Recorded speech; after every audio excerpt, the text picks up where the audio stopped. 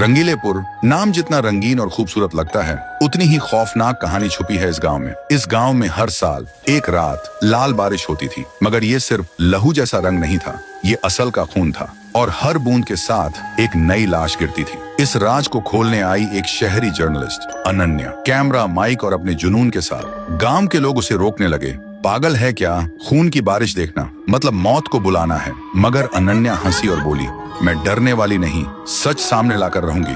फिर रात हुई, आसमान पे काले बादल छा गए, बिजली चमकी और पहली बूंद जमीन पे गिरी। लाल, गाढ़ा हुआ, चिपचिपा, बिल्कुल इंसान का खून।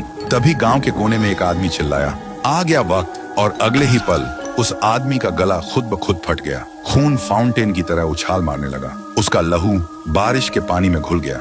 अनन्या कांप उठी। कांपते हाथों से उसने कैमरा चालू किया, मगर उसके सामने एक और लाश टपक गई। इस बार एक औरत जो अभी तक तड़प रही थी। बारिश धीरे धीरे तेज हो रही थी और हर एक बूंद अपने साथ एक नई मौत लेकर आ रही थी।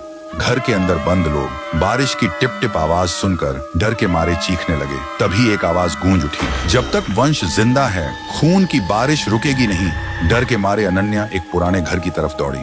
अंदर अंधेरा था और वो कांप रही थी। तभी उसने देखा एक दीवार पर खून से लिखा हुआ, ये श्राप तभी खत्म होगा जब उस वंश का खून जमीन पे गिरेगा। और तब अनन्या ने सच जाना। सदियों पहले रंगीलेपुर में एक जमींदार था। उसका सपना था महल बनाना, मगर जहां बनाता वहां एक गरीब परिवार रहता था। एक दिन जमींदार की पत्नी बोली, इन्हें हटाना होगा वरना महल का सपना अधूरा रहेगा।